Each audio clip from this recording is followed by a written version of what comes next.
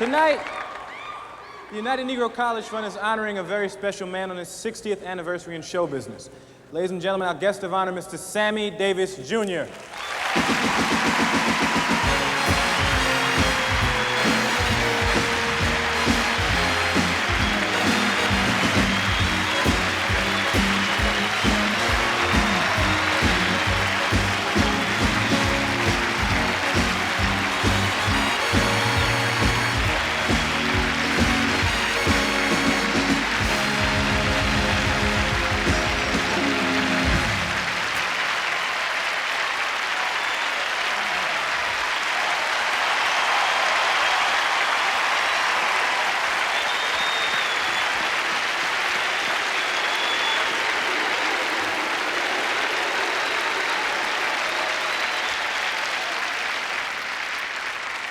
If there's anybody on the face of the earth who doesn't know who this man is and doesn't know why we're honoring him tonight, perhaps this will refresh your memory.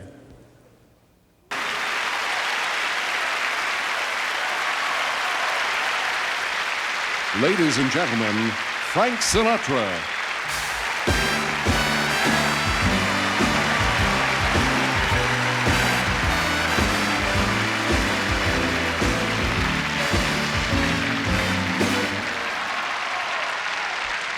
Thank you for that nice reception, ladies and gentlemen. I'm delighted to be here to join in this wonderful celebration for my little friend, who's the best friend I ever had. 60 years. That's a lot of bourbon under the bridge, baby, I'll tell you that. And I knew that you would amount to something, but I didn't feel that you were going to amount to everything. And he did it all. He really did. Anyway, people are going to say that, they're going to say a lot of nice things about you tonight, Sam. A lot of wonderful adjectives, so that I want to get my licks in before they come out here. And I say, here's to you, Sam. You know I love you. I can't say it any more than that. You're my brother. And you're the greatest.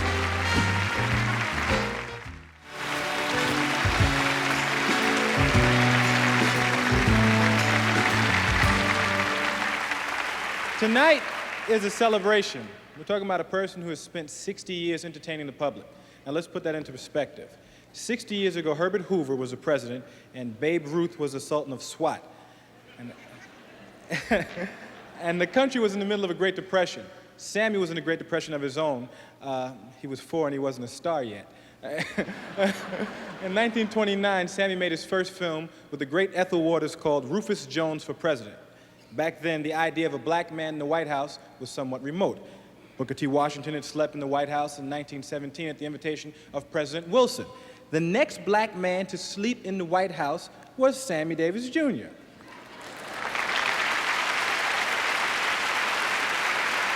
Yes, he did. And it wasn't during a Perry Como concert. It was at the invitation of the President of the United States.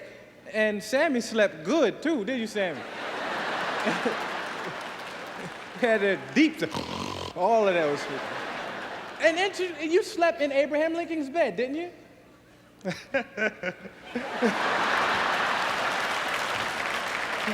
Now, when Sammy started out 60 years ago, there was no television and no video cassettes. Talking pictures had just come to the movies, and it took 4 days to get from New York to California. And Zsa Zsa was only on her second marriage at that time. We now have video cassettes and audio tapes and a means of recording history so that we can look back on great careers like Sammy Davis Jr.'s and see what it was that made a man a phenomenon that he is. And let's look at some of the stuff. I didn't know about show business and all of that. I was just out with my family. I didn't learn about show business until, I'd say, till I was about 6 or 7, that I was in a business. I thought it was just fun. So I started when I was 3. I won my amateur contest. And right after that, my dad and Will Maston put me in the act singing, "I'll be glad when you're dead, you rascal, you."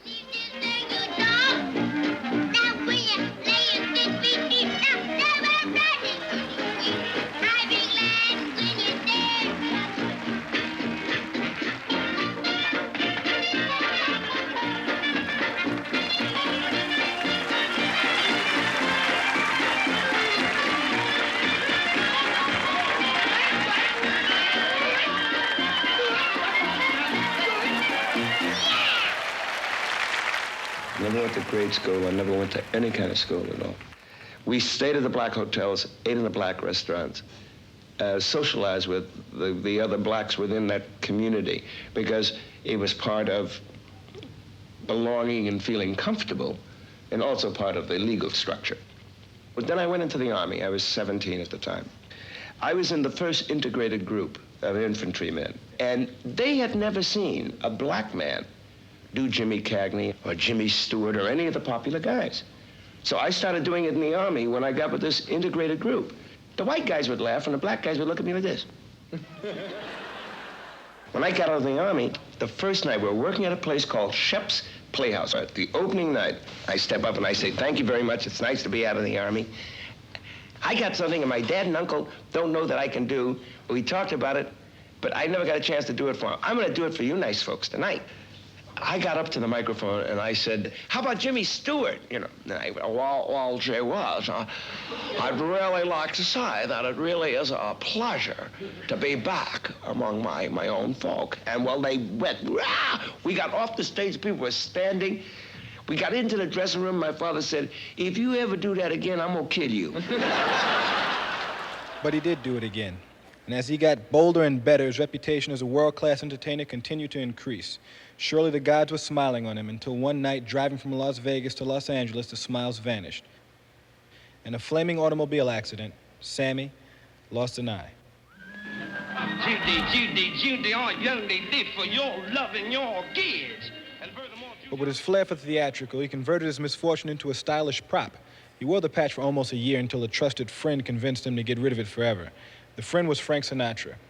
Frank made Sammy part of his extended family, which included Dean Martin, Joey Bishop, and Peter Lawford. And together, the Rat Pack gave performances in Las Vegas that are talked about to this day. We are also delighted to have in our audience the brightest man in the political world in this country or any other country today, Senator John Kennedy from the great state of Massachusetts. Yeah, Jack. Follow that, Joey. You son of a gun, you got the Jewish vote.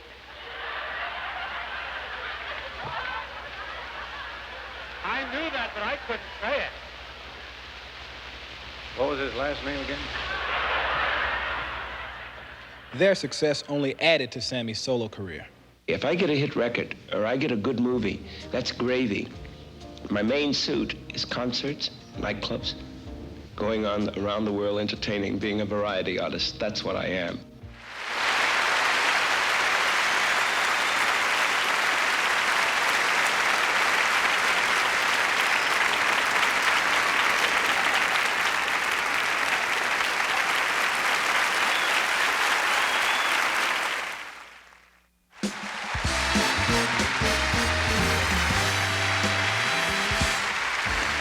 Ladies and gentlemen, Clint Eastwood.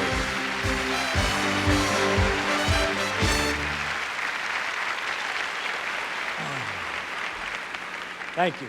Thank you. I'm happy to be here tonight to honor a great entertainer and a great friend. When I was running for mayor in Carmel, Sammy offered to come all the way up there and hug my opponent. There are many other things about Sammy Davis that are not common knowledge. And at one point, Sammy was a world-class quick draw artist. When I was trying to make something of myself in spaghetti westerns, Sammy was at home practicing the art of the quick draw. He said if they ever start making chitlin westerns, he was going to be ready. So as everything Sammy does, he went all out. He got himself the best equipment, a silver mother-of-pearl handle long barrel Colt pistols, hand-tooled leather, and a Gucci holster, real silver bullets. And here's an excerpt from a BBC special done in the 60s, and this'll give you an idea why you should never mess with this guy in a shootout. As I walked out in the streets of Laredo, as I walked out in Laredo one day, I spied a young cowboy wrapped up in white rain.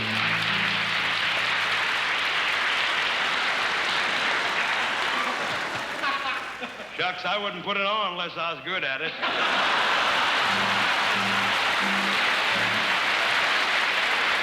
see, single action means, like, unless you have the modern revolver, they can fire this way by just pressing the trigger. With the old-fashioned Western gun, you had to cock the gun first and then fire. So that, in essence, when you go for the fast draw, the gun is actually cocked while it's in the holster, like so. See, it's cocked here. You pull out and then fire. Of course, you must be careful that when you do this, you don't do that. Or you'll find out immediately why Chester walks with a limp, you see.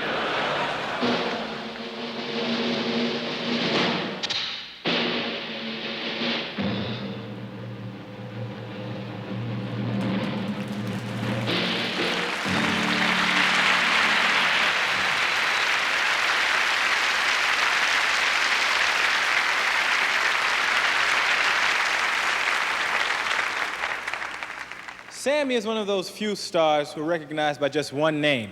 Sammy, Frank, Liza, Dean, Arsenio. And here's another one, Goldie Hawn.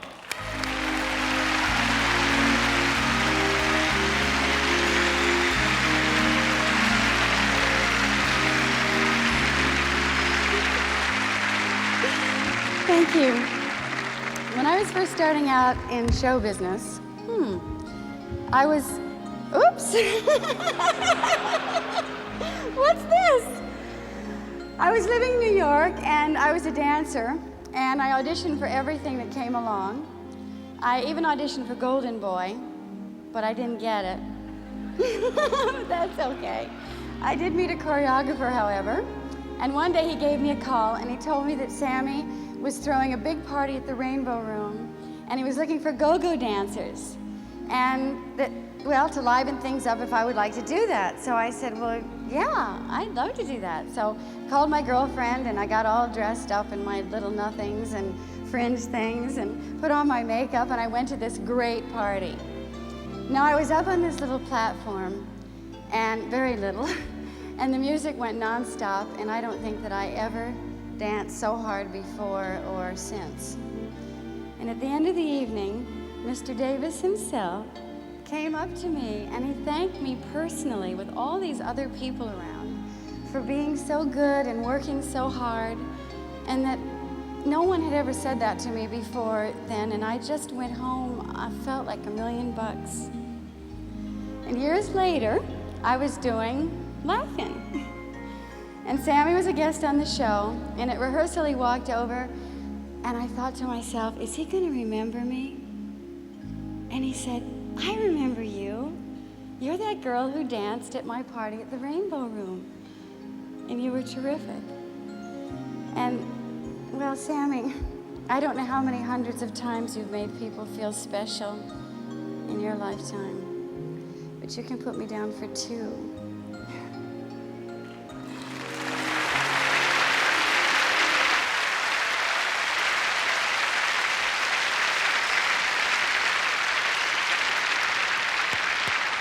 Ladies and gentlemen, the heavyweight champion of the world, Mr. Mike Tyson.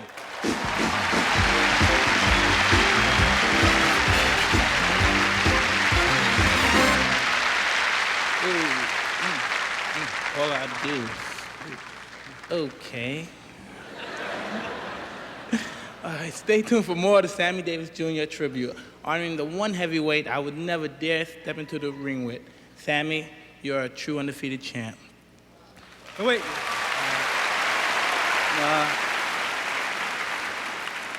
I think Mike can do it a little better than that. Mike?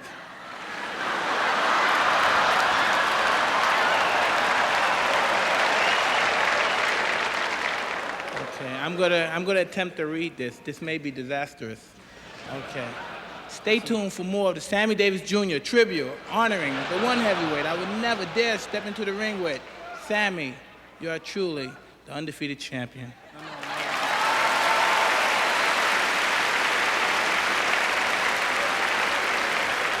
The producers of the show was hoping you'd have a little more feeling, more Mike, a little bit more Mike Tyson, more Mike Tysonisms, like. Hello, ladies and gentlemen. Sammy and I would like.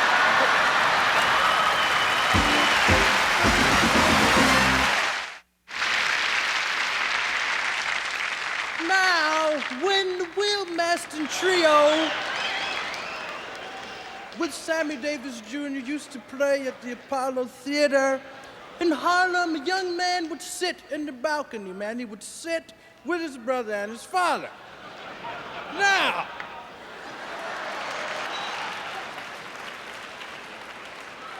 they will also enact, and the young man watched and he studied and he learned and he watched and danced.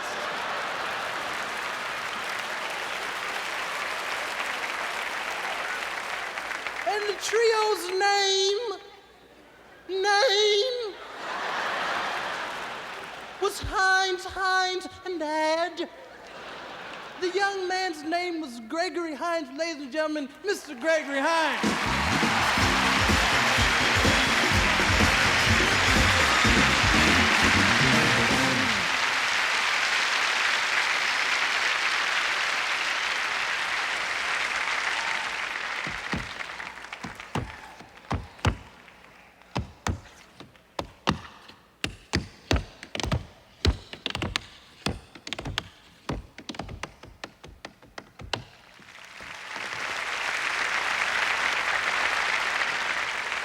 Sammy Davis Jr. So when I was a child, when I was a young boy and I was 10 years old, and I would hear that name, or I would see your name, or somebody would talk about you, I would just get so excited, and I would just, it's hard to put into words, it's hard to say it, but I just idolized you. I idolized you.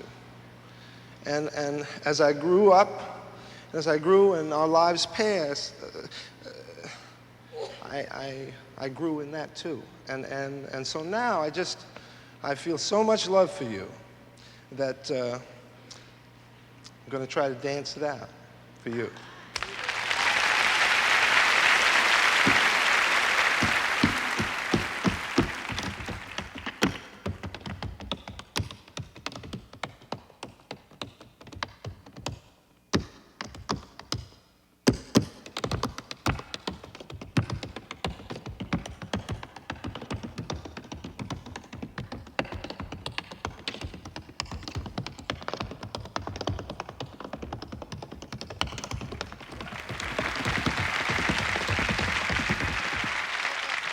No, save it for the end. I have a very weak finish.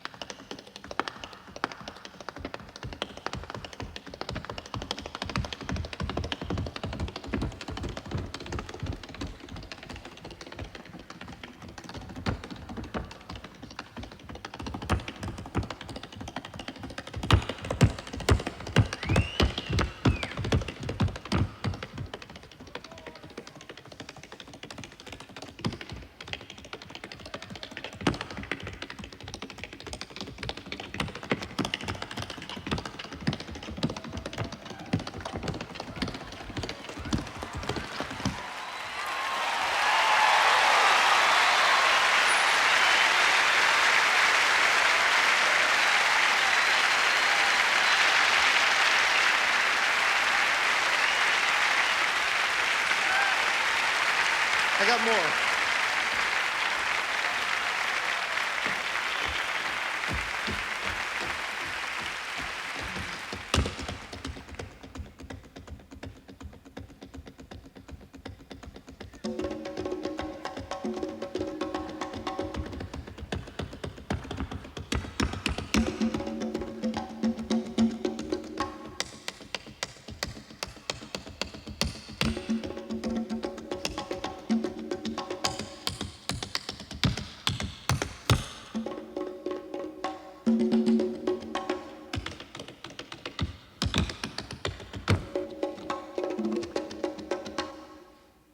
What?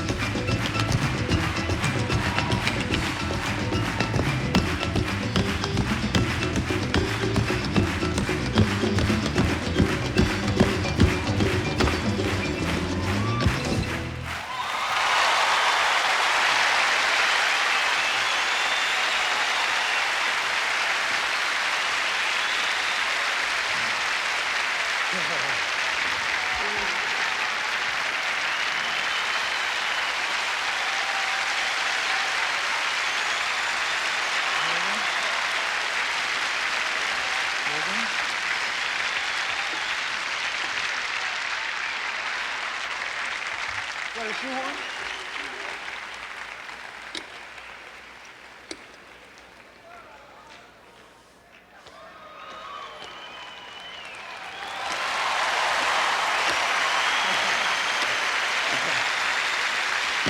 This is cute. Here. Real cute. Nice and light. A little faster.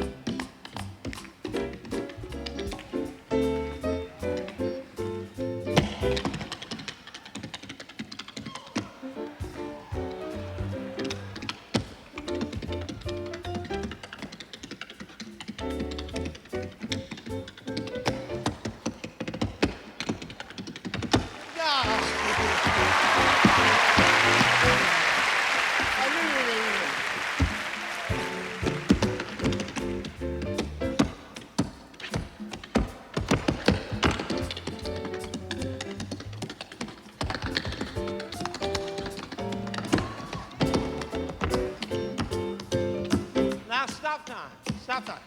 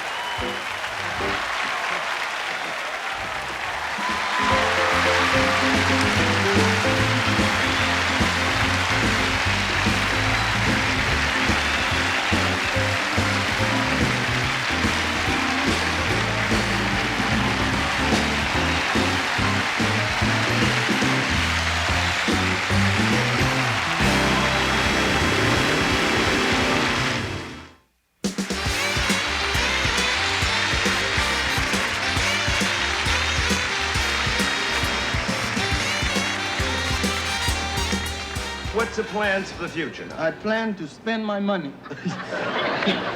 I'm not going to fool around saving and getting old. I'm going to spend my money, then die. There's no need to being alive and broke after you had money.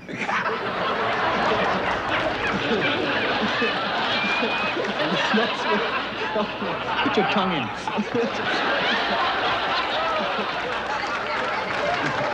I love this man. And I mean it. And I want everybody in the world to know that. Ladies and gentlemen. They know it now, Sammy. You can let go. Ladies and gentlemen, Richard Pryor.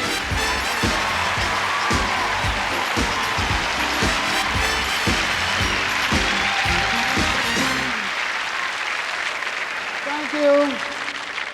Thank you. This is a nice evening, huh? This is really nice. Sammy, I'm impressed. I really am, man. There's 5,000 people out here. Some who paid $500 a piece just to sit out here and watch you laugh.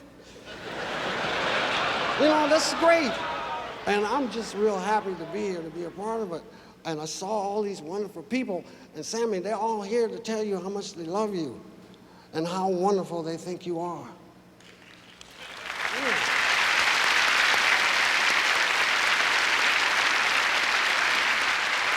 I just don't know what to say, you know? I should know, but I don't. You know how stuff is in your head, and then you say, oh my God, I forgot it. And they asked me to look at the teleprompter. I wear glasses. I'm looking at the teleprompter. I know it's real big and loud, screaming the words at me. I'm looking at it, but I can't see it. It is just a blur. I mean, this is great. Yeah, but backstage, you got $1 billion worth of talent. Backstage. I was backstage trying to see who the stars were looking at. I stepped on Bill Cosby's foot. And Bill got them big feet, you know.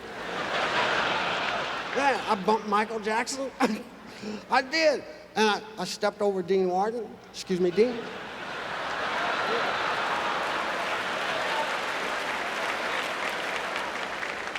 And I kissed Jesse's ring.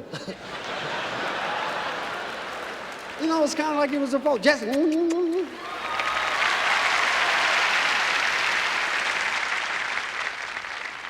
And now I stand here before an audience trying to think of the line that gets me off. Oh, please, God, let me remember, please. Well, they all were standing backstage to look at this person that I'm going to introduce. And I'm real happy to introduce him. Ladies and gentlemen, Sammy Davis, Mr. Gregory Peck.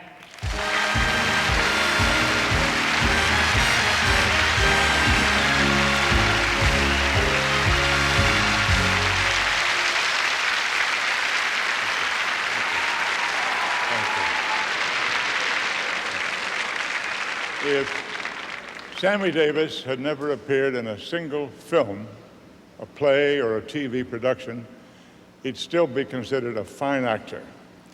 Not only for the mood he creates when he sings a song, or for his commanding presence when he dances, but for the way he's played that larger-than-life character called Sammy Davis Jr., making up the script as he went along.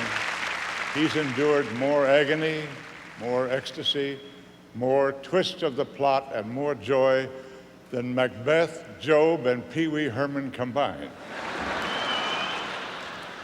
But when called upon to sublimate his own extravagant personality, to portray a character created from a writer's imagination, he brings to the part the ring of truth, which is the hallmark of great acting. So let's take a look now at Sammy Davis, the actor. Tonight we tell a special story about two persons. One an orphan of war, the other an orphan by choice. They meet, and this is that story. Our star, and this is his first dramatic role, is Sammy Davis Jr. in Auf Wiedersehen. Wow. You certainly are the most displaced little old person I ever did see. Goodbye, ma'am. Papa! I'm not your papa. Joey, don't you know I'm not your papa? Look, I don't need you, kid. I don't need you, Joey. I'm in the Army and I don't need you. What's wrong, Joey? I need you. Joey, I'll be back for you. Honest, I'll be back. Joey, look at me. I love you, Joey, and I'll be back for you. 3 decades later, Sammy's still going strong, as he proved in his latest film, Tap. I have tried. Darling, I swear to you, I have tried. But I just can't pull it off. I can't make it work. I go in there and play cards with the guys. Tried gardening upstairs. But I ain't good at none of them damn things. I'm only good at one thing. I'm a tap dancer. And Amy, I'm proud of that. Now. What?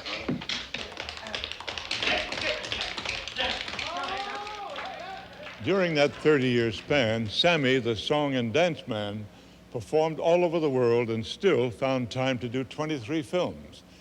He was part of a gang that stole from the rich and gave to the poor in Robin and the Seven Hoods. Wait a minute, did you hear him say just a second? That's it, don't get smart, you understand? Hey, what is that? I saw it in the movie. Shut up. How far do you expect to go with the Robin? Sammy continued his scene-stealing ways with his buddies in a series of films like Ocean's 11 and Sergeant 3, and on his own in such highly acclaimed roles as Sport and Life in Porgy and Bess, and the hippie preacher in Sweet Charity. He donned the clerical collar for a cross-country sprint in Cannonball Run and put on judicial robes for a romp on television that became a national sensation. This judge's gonna start a war on crime, and everybody there is gonna get some time. Here comes the judge. Sammy has appeared in over 1,000 television shows and has worked with all the major stars. Open your eyes.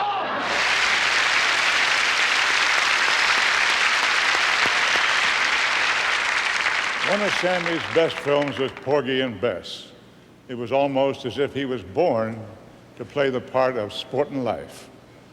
Although that classic American opera was written before Anita Baker was even born,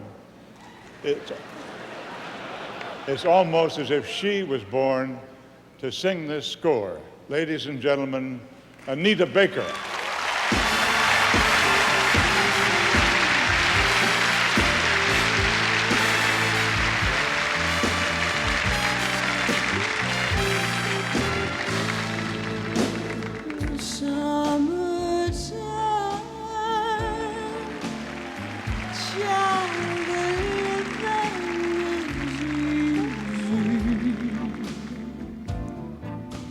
Fish are jumping, child, the cotton is high. Your daddy is rich, child, your ma is good looking. So hush, little baby.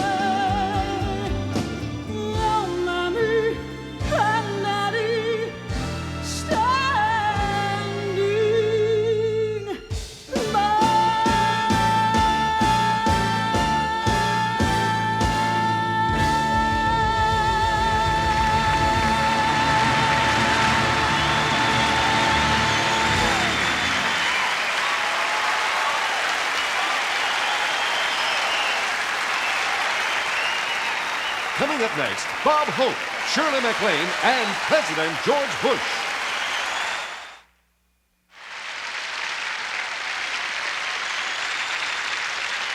We're the Happiness Boys. I'm Ernie. And I'm confused because I didn't see it. I'm sorry. I'm sorry, I got one eye and it was looking the other way. They say my feet are natural. Yeah. A size 7 and a size 11.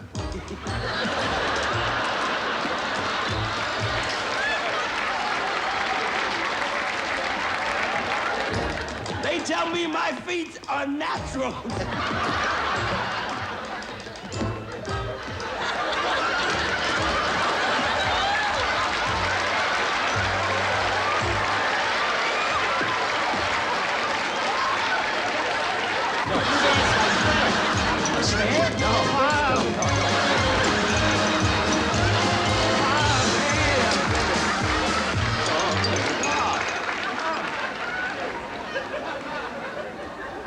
That's just perfect.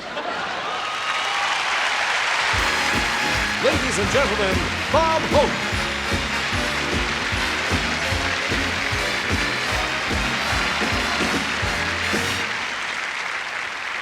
Thank you very much. I'm here tonight to talk about Sammy Davis, the Saint. Good night.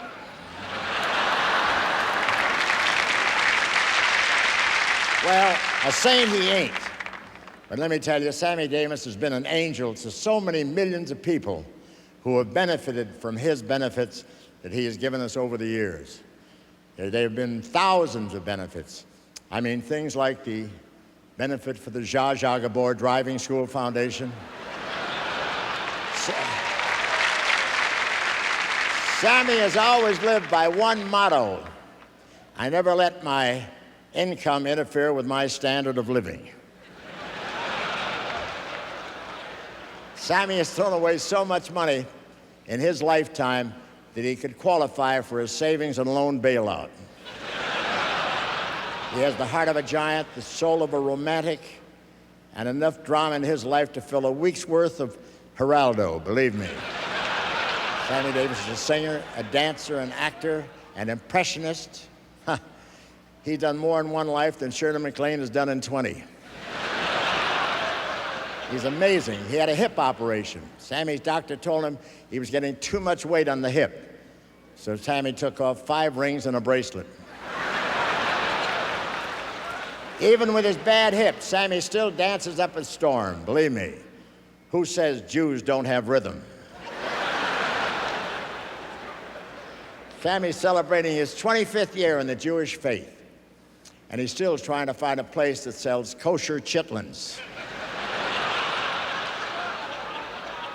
One person who couldn't be here tonight but wanted to be a part of this program is the President of the United States.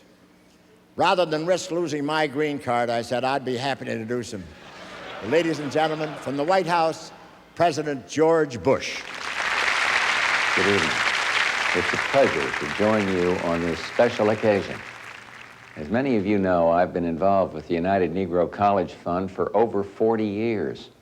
And in that time, I've seen the remarkable work the UNCF has accomplished and the countless people they've touched. We could also say the same for tonight's guest of honor, Sammy Davis Jr. Many years ago, Sammy was the first person to contribute money to all 42 of the United Negro College institutions. And since then, Sammy, you've continued to contribute in countless ways.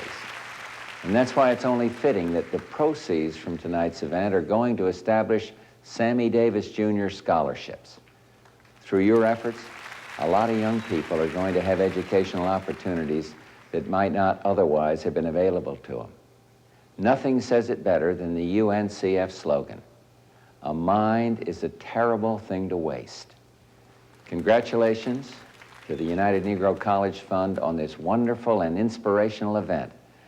And Sammy, for all your work, not only do you have the heartfelt thanks of your family and friends, but also of this president. Thank you, best of luck, and God bless you all. Ladies and gentlemen, Shirley MacLaine.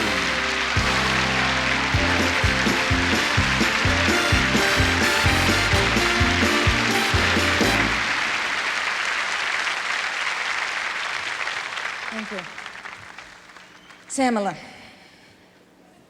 it doesn't really seem that long ago that we first met, but it was 34 years ago. You were 30, and I wasn't. I was about to begin my first picture with Dean and Frank, and they snuck me in to a very famous nightclub called Ciro's. They snuck me in because I was underage then. They said they had discovered this kid who was dancing and singing and performing in the middle of a trio. The two people on either side of you were terrific, but I could not believe my eyes and my ears. Never had so much come out of something so small for so long.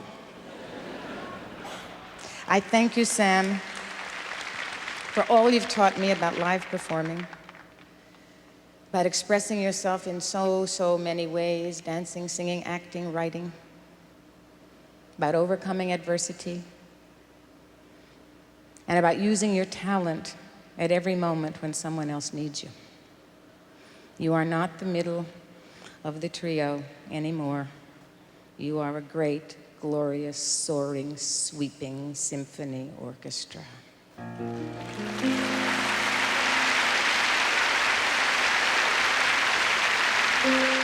If they could see you now, all those who knew you well, surrounded by this love and joy, oh boy, they'd quell.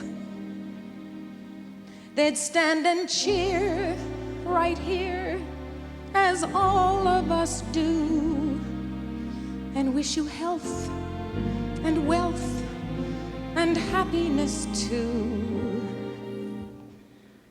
No one on earth can chase the blues and bring such fun, even in outer space. I've never seen it done. You deserve this well-earned bow. You're one in a million. That's why, Sam, we love you now.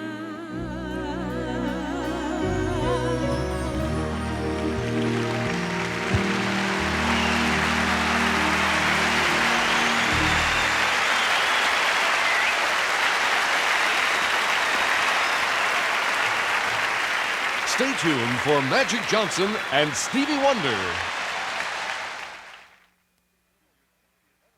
Sammy Davis Jr.'s 60th anniversary celebration will continue in a moment.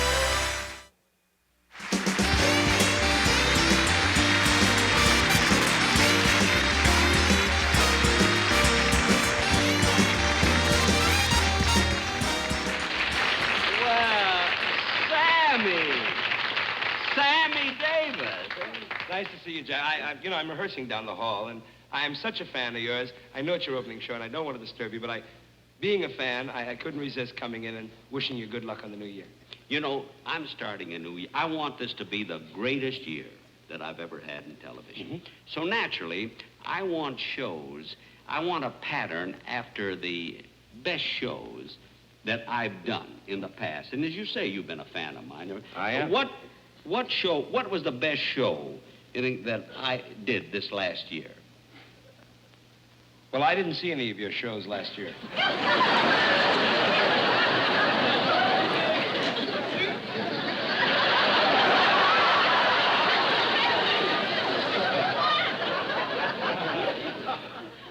You didn't?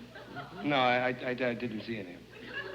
Well, you said you were a fan. I am a fan, and I just can't watch you on television, Jack. You never watch me on I television? never watch you on television. You know the reason why? Now, let me explain. A fan I am of sure, but I want to remember you from the old days in vaudeville. The first time, for instance, my father and uncle took me to see what they call a real pro. They took me to see you. the greatest entertainer of all time. I sat in the theater and I watched the master at work. And when you did the things you did, for instance, when you opened up that act of yours in vaudeville in the old days, and you sang that song, I'll never forget it. And then they nursed it, they rehearsed it, and then they gave up. That blue Southland gave birth to the blues. Oh, they gave out the blues. When did that old Southland gave birth to the blues? Oh!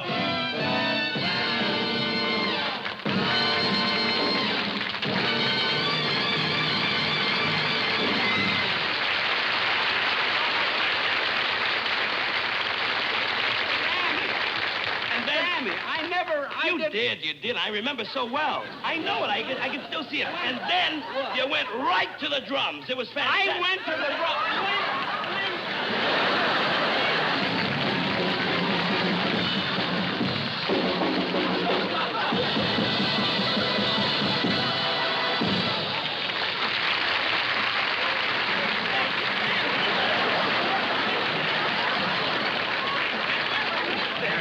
Then you had them guessing. They figured, well, you must be tired now, but you had more energy left, and that's when you went into your dance. 1, 2, 3, 4. When did I ever do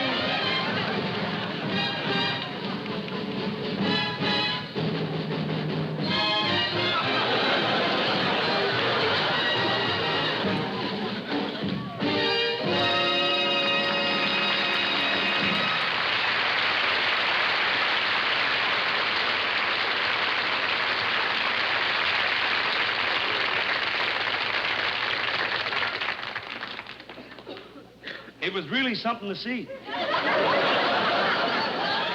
Sammy, I didn't do those things. I can't sing. I can't dance. I can't do imitations. I can't play the drums. You can't? No. I guess that's why I don't watch you on television.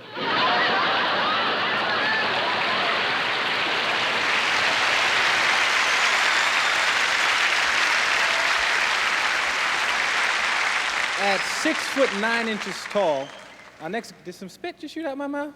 It looked like I said tall. I'm sorry. At 6'9" tall, I'm sorry if it did. At 6'9" tall, our next guest doesn't have to look up to very many people, but there is one person he does have to look up to, and that person is only 5'6" in heels. The lookie is Sammy Davis Jr., and the looker is Magic Man himself, Mr. Irvin Magic Johnson.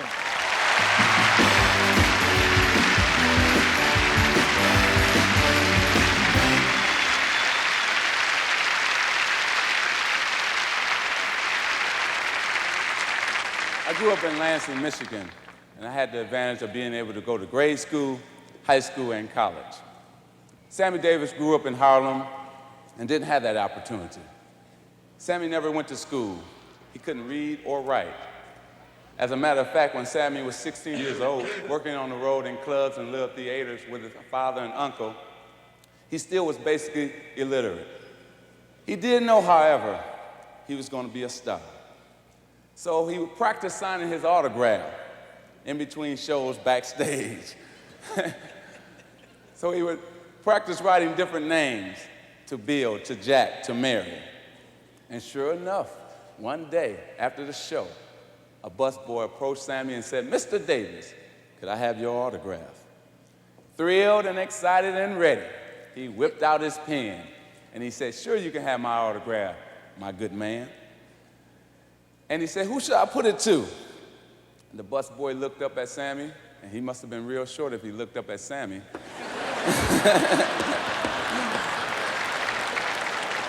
And he said, "Make it out to Raoul."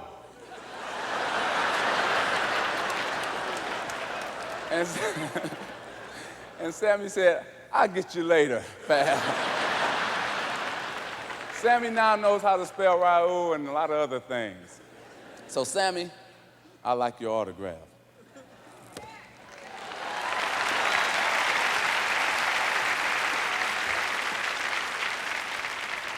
you can make it out to Irvin Magic Johnson.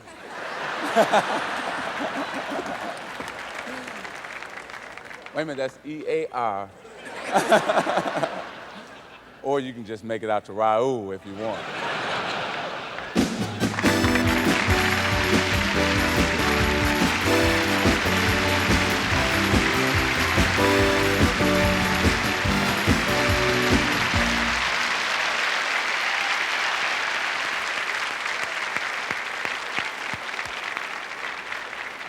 Guess who's coming out next?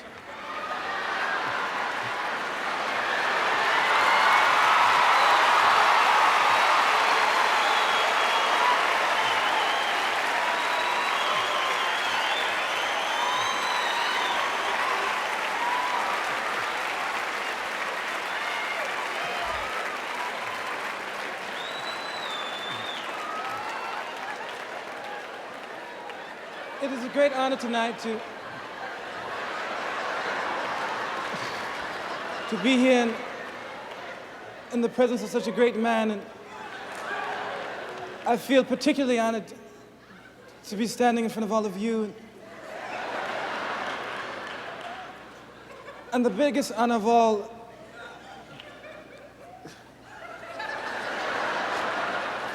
is being able to introduce this next man. Ladies and gentlemen,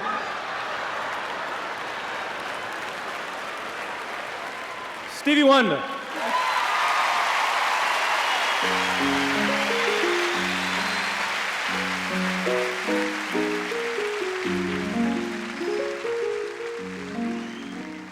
Sammy, us all being here tonight is our way of saying to you how much we love you and how much you've been an inspiration to all of us.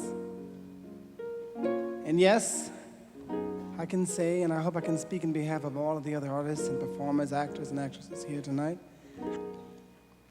that we hope that we can, in our careers, be as great and as giving as you have been in yours.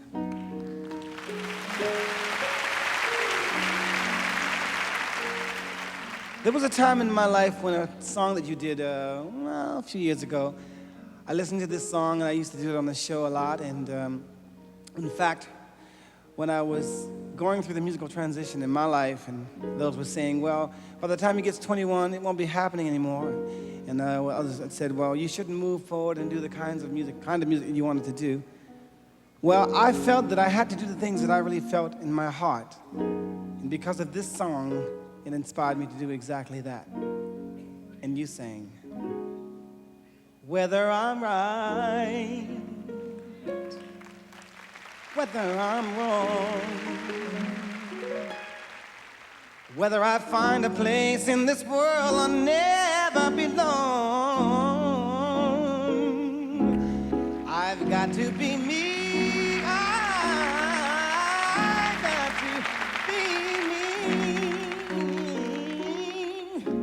daring to try to do it or die, I've got to be me, daring to try to do it or die, I've gotta be me, oh, I've got to be me.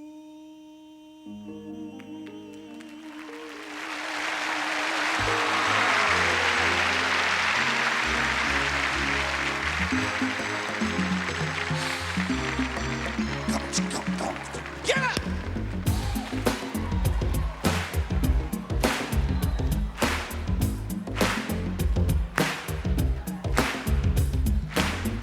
Jesus taught us when he walked here on earth. Truth would set us free and give second birth. He said our emphasis should be on love, and that's not greater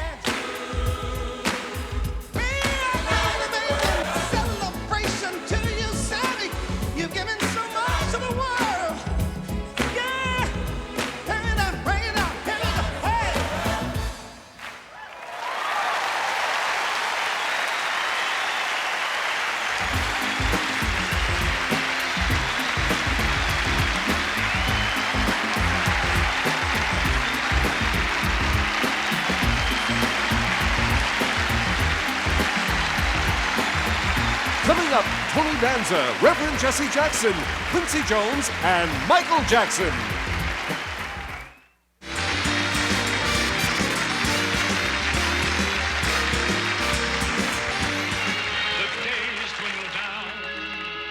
To a precious few. Hold it! What's on this? I don't believe what I just got through hearing. What are you doing, sir? Burl singing a ballad? Well, I don't understand what you mean. I can't believe that you're serious. I just don't believe it, Milton. I thought that I would do it because I thought it would be a change of pace in the show, you know? In a swinging review like this, Milton, look, I know you're the greatest comedian in the world. You're also a marvelous serious actor. Well, thank you. But this kind of a show demands what you invented. Shtick, physical bits, all of the hokey visual things, you know, slapstick, all of that. I don't want to put you down, Sammy, but all that's well and good, but slapstick hokum comedy today, I think, this day, isn't funny anymore, Sammy. It isn't funny. You're putting me on. No, I mean that. It isn't funny anymore. Come on, Milton, I don't buy that. I heard you lecture on comedy at UCLA. And do you remember when you were telling the students about a Laurel and Hardy picture where Oliver Hardy got the biggest yuck in the world because he did this to Stan Laurel. Then he proceeded to do that. Then he gave it one of these.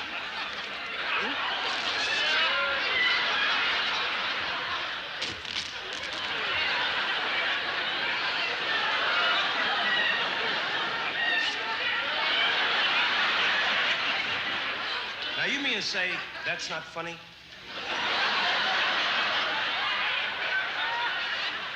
That's not funny. Excuse me, Lou.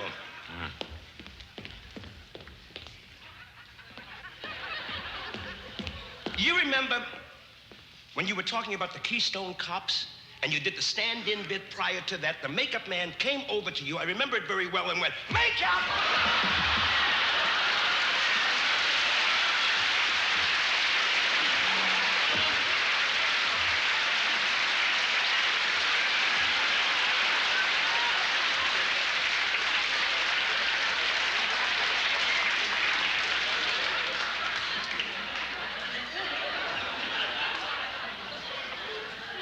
Now, just be fair.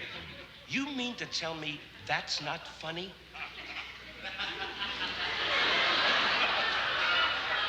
That's not funny. Wait a minute.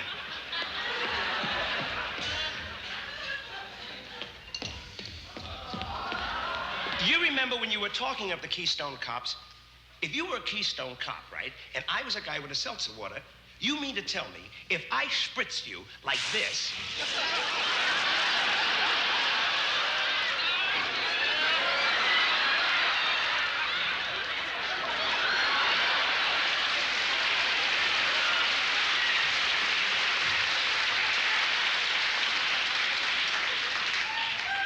Now, you mean to say that's not funny? That's not funny. Don't leave.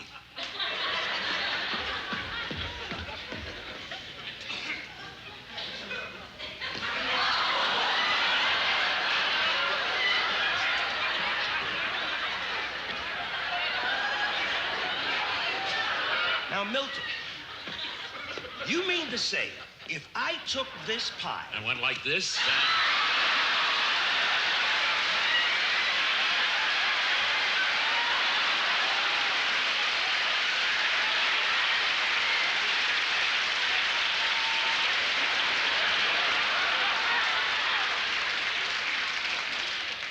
Now that's funny. Ladies and gentlemen, Tony Danza.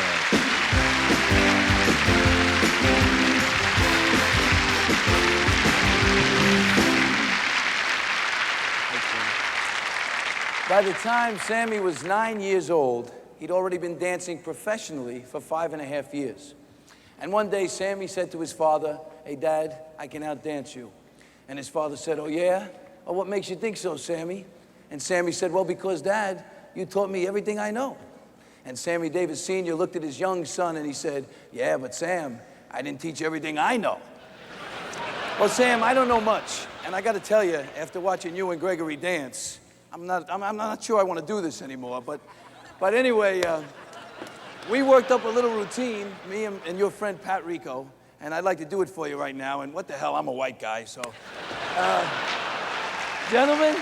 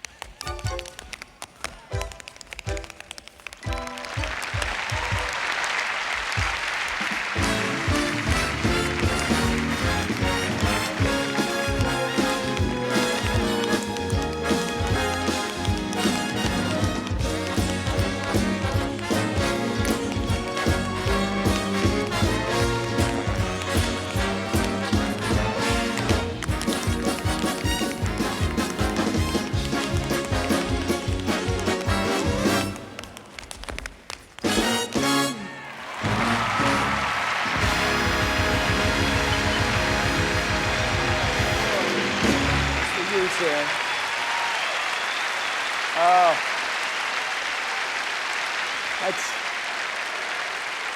that's kind, that's kind. Anyway, to mention another tap dancer, whenever Sammy met Fred Astaire, you're laughing now, huh? Mr. Astaire always greeted him by saying, "Hello there, tap dancer." And Sammy would always reply, "Not around you, I ain't. Around you, I'm a singer. And around you, I got a sitcom." You know, I just remember that. Well, thank you. Well, whenever Fred Astaire met Dean Martin, he would say, "Hello, Dean." And Dean would reply, "Oh, am I in town?" Well, Dean's in town tonight, and here he is, Mr. Dean Martin.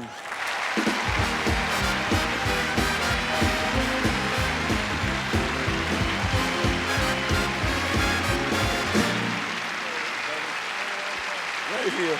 There you are, sir. Malcolm, thank you. That's your mark. Well, Sammy, I can remember those great times we had together at the Sands back in the 60s. You, me, and what's his name? Remember all the fun we had making those movies together? Sergeants 3, Privates Nothing. Ocean's 11, Gone with the Wind. We weren't in that. Frankly, Sam, I don't give a damn. I could go on with this trip down memory lane, but I think you'd be more interested in these wires that came in from all over the world. Just made that up. They've asked me to read these because I have my own glasses and a lovely voice. Here's one from Hollywood. Dear Sammy, you have always been a class act, and I've patterned my career after you. Signed, Roseanne Barr. From overseas, dear Mr. Davis, please stay away from my daughter. Signed, Mother Teresa. I'm sorry, that's signed Teresa's mother.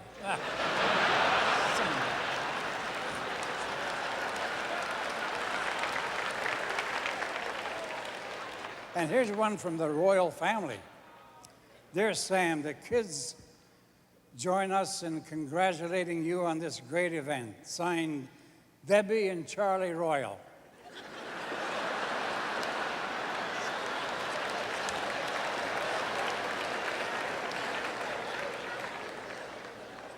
Here's one, would love to be with you tonight, but I have to be at the Sammy Davis 60th anniversary celebration. All best wishes, Dean Martin. I better get out of here if I'm going to make that. I'd like to add one more little wire before I leave. Roses are red, carnations are pink. If I had your talent, I wouldn't have to drink. And I love it.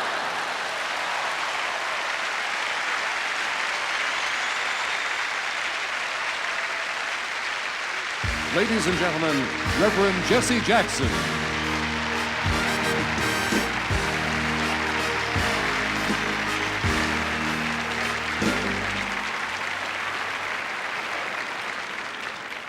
This is a tremendous moment in history, pregnant with so much hope tonight.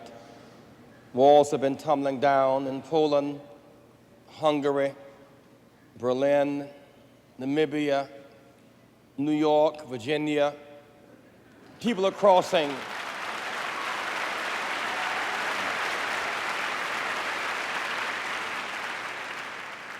People are crossing the ancient boundaries of race and sex and religion to affirm the oneness of the human race.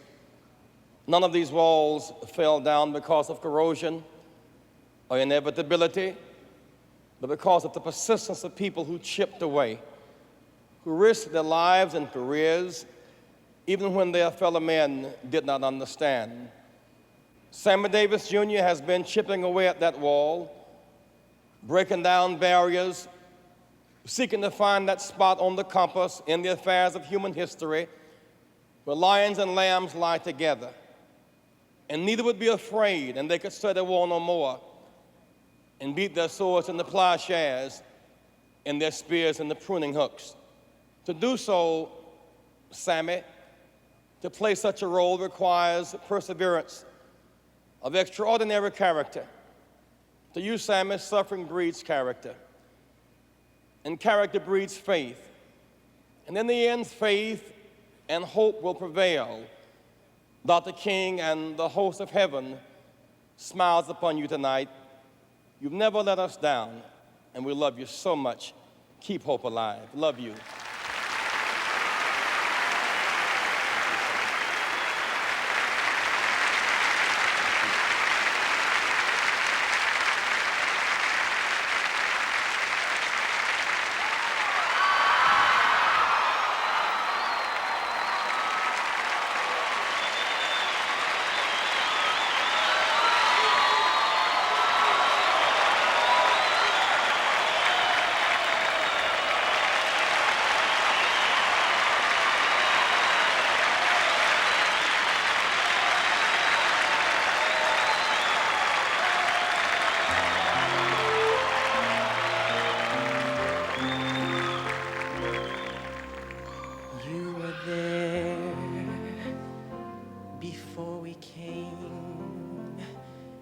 took the hurt, you took the shame.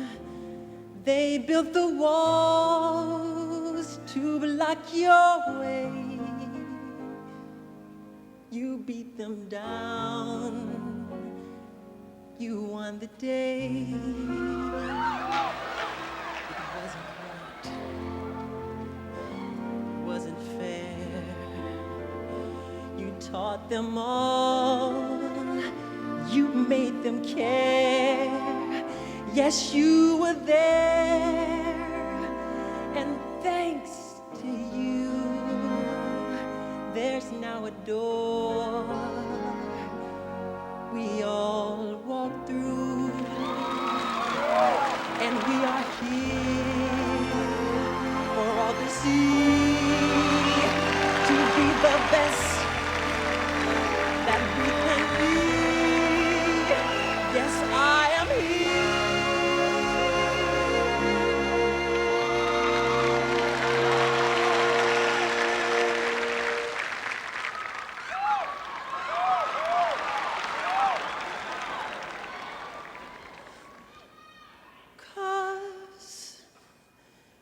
You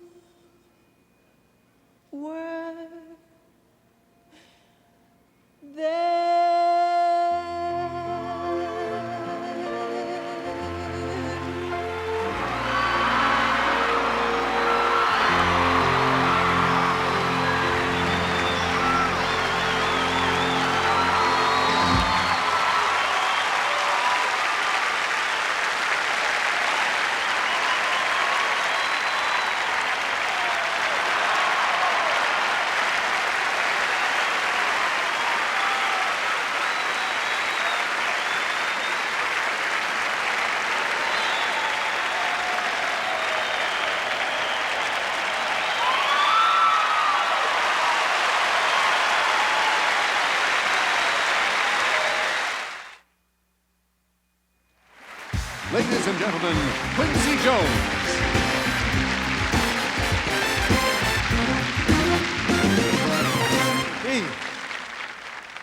I first met Mr. Sammy Davis Jr. when I was 14 years old, and since everybody's putting his business in the street, Sammy was 21, and that's exactly 42 years ago when he was working with his father and his uncle with the Will Maston Trio at the Washington Educational and Social Club. And he was very serious talent at this time, and he was well on his way to becoming a legend. And over the years, I've had the honor of playing for him, writing charts for him, conducting for him, fishing with him, which is pretty funny, and rooting for him. There's a cliche that goes, he's the best friend a song ever had. But in Sammy's case, it's really true. And tonight, some of Sammy's best friends are going to get together here tonight and do some of the songs that he brought to life during this beautiful career. And we're going to start with Miss Diane Carroll.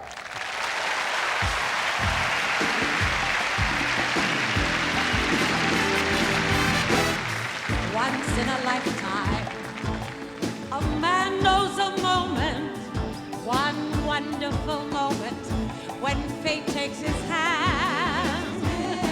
And this is my moment, my once in a lifetime, when I can explore a new and exciting land. For once in my lifetime, I feel like a giant. I soar like an eagle, as though I had wings. And this is my moment, my destiny calls me. And though it may be just once in my lifetime, I'm gonna do great things.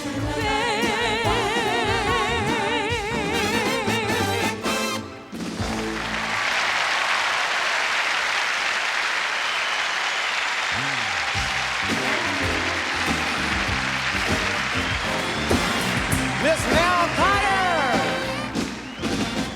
Gonna build a mountain from a little hill. Gonna build a mountain, at least I hope I will.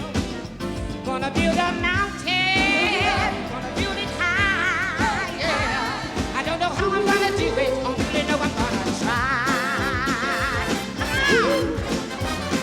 Gonna build a daydream, a little hope. Gonna push that daydream up the mountain slow. Gonna build my daydream, got to see through. I'm gonna do my mountain in a dream, gonna make them all come true. Gonna build a heaven, come on, from a little hell. Gonna build a heaven, at least I'll tell. If I build a mountain with a lot of hell, I'm gonna take my living up and down and heaven will be waiting there. I'm gonna take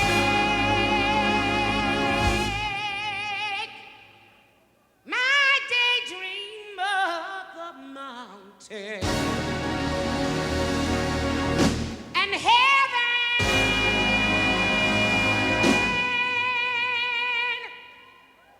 will be waiting.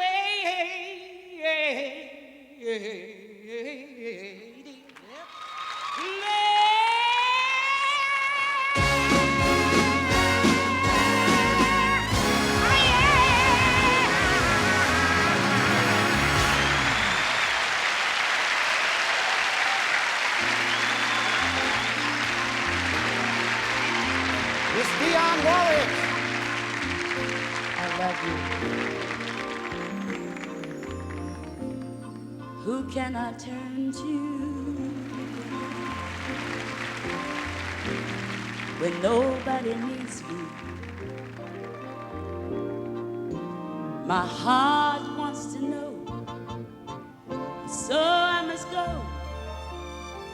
where destiny leads me, with no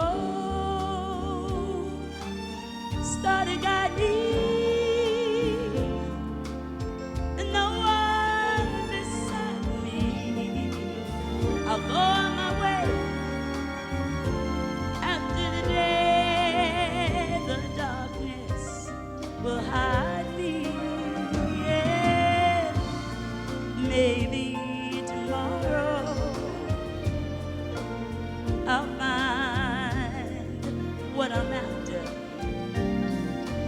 I'll throw off my sorrow, beg, steal, or borrow my share of laughter. With you, I can learn to. With you on a new day. Who can I turn to if you turn away? With you, I could learn to. With you on a new day. But who can I turn to if you turn away?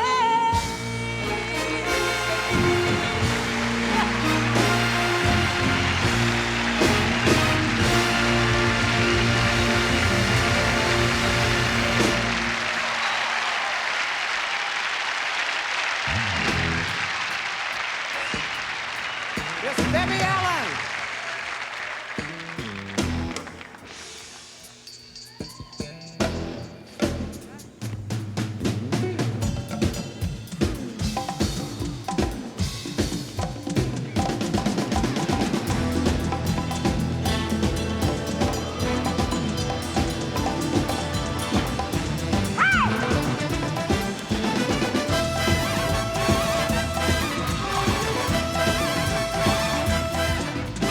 Ain't necessarily so. Ain't necessarily so. They tell all you feeling, the devil's a villain, but it ain't necessarily.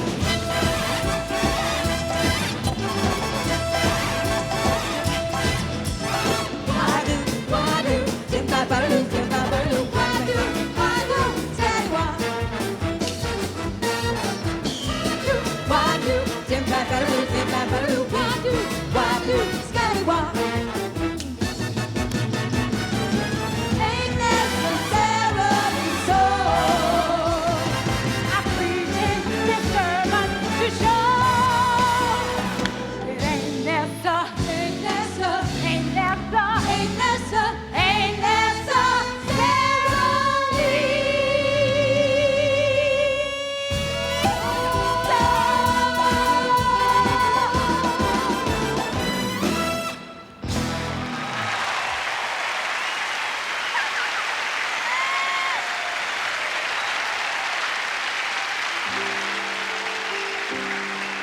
Miss Lola Falana.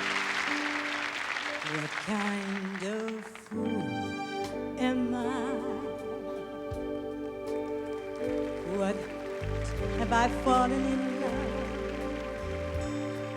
It seems that I'm the only one that I have been thinking of. What kind of girl is this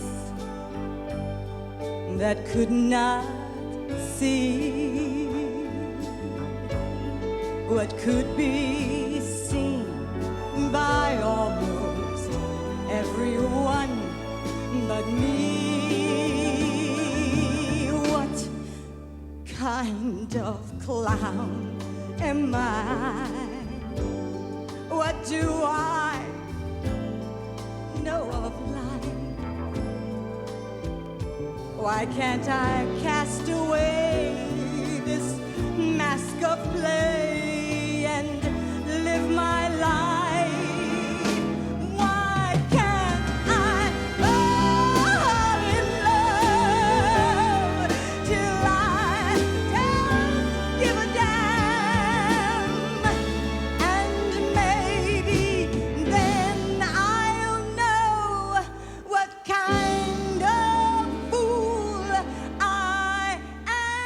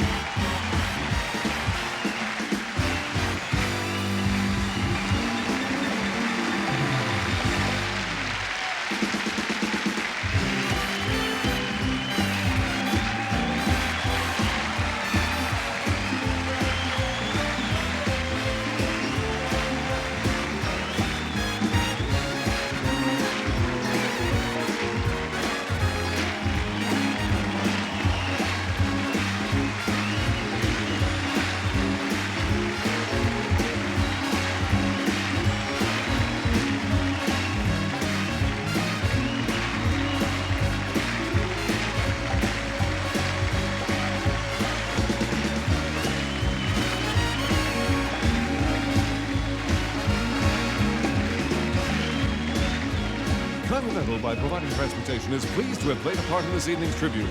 Continental, working to give the best performance in the air to more than 100 cities around the world. And Hyatt Hotels and Resorts and the new Hyatt Regency in downtown Los Angeles, by providing accommodations, are proud to pay tribute to Sammy Davis Jr. Discover the magic of the Hyatt Touch at Hyatt in Los Angeles.